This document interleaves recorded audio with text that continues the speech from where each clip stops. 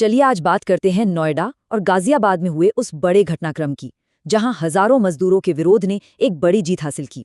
उनके वेतन में एक जबरदस्त बढ़ोतरी हुई। तो आखिर ये पूरी कहानी क्या है? आइए इसे आसान भाषा में समझते हैं। तो सवाल ये उठता है कि आखिर ये सब शुरू कैसे हुआ? ऐसी क्या वजह थी कि हजारों की तादाद में मजदूर सड़कों पर उतरने को मजबूर हो गए? सोचिए, उत्तर प्रदेश के जो बड़े इंडस्ट्रियल इलाके हैं, उनकी सड़कें मजदूरों के नारों से गूंज रही थी और सबकी बस एक ही मांग थी, एक सही, एक सम्मानजनक न्यूनतम वेतन। तो इस पूरे गुस्से की वजह क्या थी? असल में इसकी कहानी शुरू होती है हमारे एक पड़ोसी राज्य में लिए गए एक बड़े फैसले से। हुआ ये कि हरियाणा में सरकार ने मजदूरों के वेतन में पूरे 35% की भारी बढ़ोतरी कर दी। ये फैसला 1 अप्रैल से लागू भी हो गया और बस यही वो चिंगारी थी जिसने उत्तर प्रदेश में विरोध की आग को हवा दे दी। अब देखिए, यहाँ पर एक सीधी सीधी तुलना बन गई। उत्तर प्रदेश के मजदूरों ने देखा कि हरियाणा में उनके जैसे ही काम करने वालों को इतनी बड़ी वेतन वृद्धि मिल रही है, तो जाहिर है सवाल उठा कि भाई हमारे लिए ऐसा क्यों नहीं हो रहा। अब माहौल गर्मा रहा था, तो जाहिर है उत्तर प्रदेश सरकार को बीच में आना ही पड़ा। तो संकट को हल करने के लिए सरकार ने क्या कदम उठाए, आइए देखते हैं। सरकार ने देखिए कोई जल्दबाजी नहीं की, एक पूरा प्रोसेस फॉलो किया। सबसे पहले एक हाई लेवल कमेटी बनाई गई, फिर उस कमेटी ने मजदूरों, फैक्ट्री मालिकों और अधिकारियों मतलब सभी पक्षों को एक टेबल पर बिठाकर बात की और आखिर में सबकी बात सुनकर एक फैसला लिया गया। तो इस पूरी बातचीत, इस पूरी प्रक्रिया का नतीजा क्या निकला? नतीजा ये हुआ कि कमेटी ने नोएडा और गाजियाबाद के मजदूरों के लिए वेतन में एक बड़ी बढ़ोतरी का ऐलान किया। तो ये है वो आंकड़े जिनका सबको इंतजार था।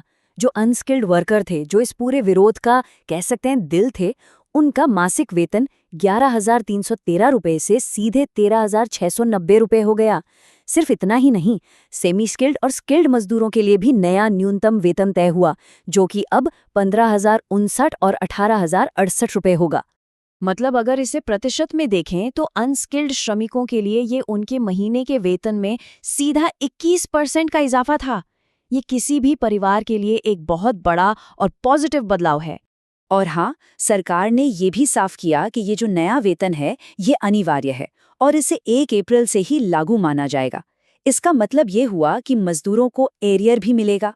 लेकिन बात सिर्फ सैलरी तक ही नहीं रुकी। मजदूरों की ये जीत और भी बड़ी थी क्योंकि उनकी कई दूसरी जरूरी मांगें भी मान ली गईं। ये एक तरह से पूरी जीत थी। अब तय हुआ है कि हर मजदूर को महीने की 10 तारीख से पहले सैलरी मिल जानी चाहिए। इसके अलावा अगर कोई ओवरटाइम करता है तो उसे ज्यादा पैसे मिलेंगे और छुट्टी वाले दिन काम करने पर तो सीधा दुगना वेतन। ये सब बहुत बड़े सुधार हैं। सरकारी कमेटी ने बिल्कुल साफ कर दिया, ये एक नियम है, कोई सुझाव नहीं।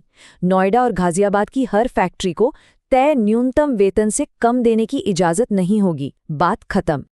तो आखिर में ये पूरी कहानी हमें एक बहुत बड़े सवाल पर लाकर छोड़ देती है। एक राज्य में हुई कार्रवाई ने दूसरे राज्य में आंदोलन खड़ा कर दिया और मजदूरों को एक बड़ी जीत मिली। अब सवाल यह है कि क्या ये घटना पूरे देश में मजदूरों के अधिकारों और वेतन को लेकर होने वाली बातचीत के लिए एक नई मिसाल बनेगी? इसका जवाब तो खैर हमें आने वाले वक्त में ही मिलेगा।